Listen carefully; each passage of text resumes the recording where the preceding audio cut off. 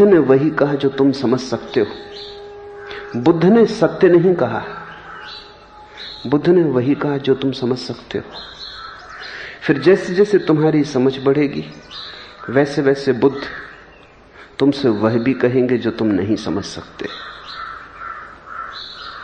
बुद्ध एक दिन गुजरते हैं एक राह से, जंगल की, पतझड़ के दिन, सारा वन सूखे पत्तों से भरा है।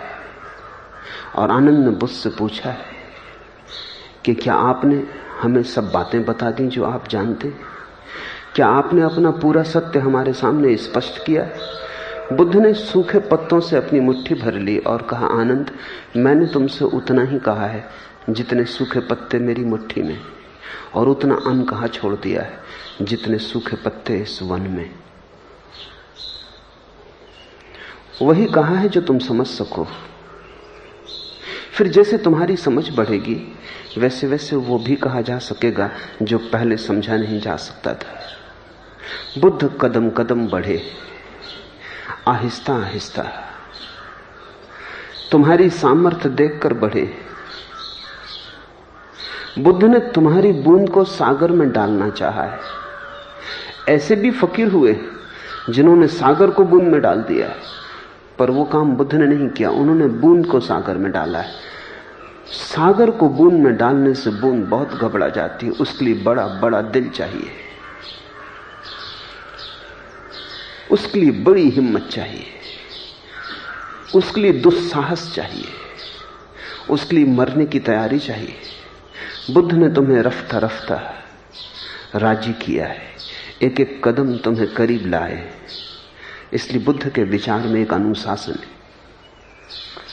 ऐसा अनुशासन तुम कबीर में ना पाओगे। कबीर उलट बांसी बोलते हैं। कबीर तुम्हारी फिक्र नहीं करते। कबीर वहां से बोलते हैं जहां वो स्वयं, जहां मेघ घिरे अदृश्य के और अमृत की वर्षा हो रही है, जहां बिनघन परत फुहार, जहां मेघ भी नहीं है और जहां अमृत की वर्षा हो रही है, बेबूझ बोलते हैं। तो कबीर को तो वे बहुत थोड़े से लोग समझ पाएंगे जो उनके साथ खतरा लेने को राजी। कबीर ने कहा है, जो घर बारे अपना चले हमारे संग। जिसकी तैयारी हो घर में आग लगा देने की, वो हमारे साथ हो ले। किस घर की बात कर रहे हैं? वो तुम्हारा मन का घर, तुम्हारी बुद्धि की व्यवस्था, तुम्हारा तर्क, तुम्हारी समझ, जो उस घर को जलाने को तैयार हो। कबीर कहते हैं वो हमारे साथ हो ले। बुद्ध कहते हैं घर को जलाने की भी जरूरत नहीं, एक एक कदम सही, इंच इंच सही, धीरे धीरे सही, बुद्ध तुम्हें फुसलाते हैं। इसलिए बुद्ध वहीं से शुरू करते हैं जहां तुम हो। उन्होंने उतना ही कहा है जो कोई भी तर्कनिष्ठ व्यक्ति समझने में समर्थ हो जाएगा। इसलिए बुद्ध का इतना प्रभाव पड़ा सारे जगत पर। बुद्ध जैसा प्रभाव किसी का भी नहीं। थोड़ा सोचो, बुद्ध ईश्वर की बात नहीं करते, क्योंकि जो भी सोच विचार करता है उसे ईश्वर की बात में संदेह पैदा होता है। बुद्ध ने वो बात ही नहीं की। छोड़ो, उसको अनिवार्य न माना। बुद्ध आत्मा तक की बात नहीं करते, क्योंकि जो बहुत सोच विचार करता है वो कहता है ये मैं मान नहीं सकता कि शरीर के बाद बचूंगा। कौन बचेगा? ये सब शरीर का ही खेल है, आज है कल समाप्त हो जाएगा। किसी ने कभी मर के लौट के कहा कि मैं बचाऊं? कभी किसी ने खबर की? ये सब यहीं की बातें हैं, मन को बहलाने के ख्याल है। बुद्ध ने आत्मा की भी बात नहीं कही। बुद्ध ने कहा ये भी जाने दो, क्योंकि ये बातें ऐसी हैं कि प्रमाण देने का तो कोई उपाय नहीं। तुम जब जानोगे तभी जानोगे, उसके पहले जनाने की कोई सुविधा नहीं।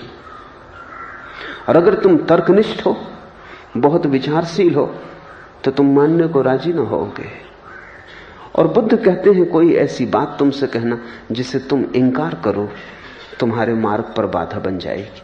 वो इंकार ही तुम्हारे लिए रोक लेगा। बुद्ध कहते हैं ये भी जाने दो। बुद्ध कहते हैं हम इतना ही कहते हैं कि जीवन में दुख है, इसे तो इंकार न करोगे। इसे तो इंकार करना मुश्किल है। जिसने थोड़ा भी सोचा विचारा है वो तो कभी इंकार नहीं कर सकता। इसे तो वही इंकार कर सकता है जिसने सोचा ही विचारा ना हो। लेकिन जिसने सोचा विचारा ही ना हो वो भी कैसे इंकार करेगा, क्योंकि इंकार के लिए सोचना विचारना जरूरी है। जिसके मन में जरा सी भी प्रतिभा है, थोड़ी सी भी किरण है, जिसने जीवन के संबंध में जरा सा भी चिंतन मनन किया है, वो भी देख लेगा, अंधा भी देख लेगा। जड़ से जड़ बुद्धि को भी ये बात समझ में आ जाएगी जीवन में दुख है, आंसुओं के सिवाय पाया भी क्या। इसे बुद्ध को सिद्ध ना करना पड़ेगा, तुम्हारा जीवन ही सिद्ध कर रहा है, तुम्हारी कथा ही बता रही है, तुम्हारी भीगी आंखें कह रही हैं, तुम्हारे कपते पैर कह रहे हैं। तो बुद्ध ने कहा जीवन में दुख है, ये कोई आध्यात्मिक सत्य नहीं है, ये तो जीवन का तथ्य है। इसे कौन कब इंकार कर पाया। और बुद्ध ने कहा दुख है तो अकारण तो कुछ भी नहीं होता, दुख के कारण होंगे। और बुद्ध ने कहा दुख से तो मुक्त होना चाहते हो कि नहीं होना चाहते, ईश्वर को नहीं पाना चाहते, समझ में आता है। कुछ सिरफिरों को छोड़ के कौन ईश्वर को पाना चाहता है, कुछ पागलों को छोड़ के कौन आत्मा की फिक्र कर रहा है। समझदार आदमी ऐसे उपद्रवों में नहीं पड़ते, ऐसी झंझटें मोल नहीं लेते। जिंदगी की झंझटें काफी हैं, अब आत्मा और परमात्मा और मोक्ष, इन उलझनों में कौन पड़े। बुद्ध ने ये बातें ही नहीं कही। तुम इंकार कर सको ऐसी बात बुद्ध ने कही ही नहीं। इसका उन्होंने बड़ा संयम रखा, उन जैसा संयमी बोलने वाला नहीं हुआ है। उन्होंने एक शब्द न कहा जिसमें तुम कह सको नहीं।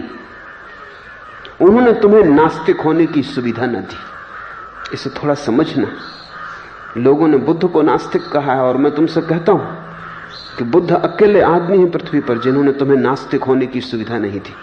जिन्होंने तुमसे कहा ईश्वर है, उन्होंने तुम्हें इंकार करने को मजबूर करवा दिया। कहां है ईश्वर? जिन्होंने तुमसे कहा आत्मा है, उन्होंने तुम्हारे भीतर संदेह पैदा किया। बुद्ध ने वही कहा जिस पर तुम संदेह न कर सकोगे। बुद्ध ने आस्तिकता दी, हां ही कहने की सुविधा छोड़ी, ना का उपाय न रखा। बुद्ध बड़े कुशल हैं। उनकी कुशलता को जब समझोगे तो चकित हो जाओगे कि जिसको तुमने नास्तिक समझा है उससे बड़ा आस्तिक पृथ्वी पर दूसरा नहीं हुआ। और जितने लोगों को परमात्मा की तरफ बुद्ध ले गए, कोई भी नहीं ले जा सका, और परमात्मा की बात भी न की। हद की कुशलता है।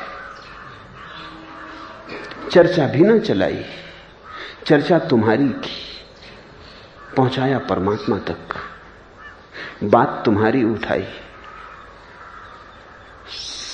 समझाया तुम्हें। सुलझाव में परमात्मा मिला, सुलझाया तुम्हें, सुलझाव में परमात्मा मिला।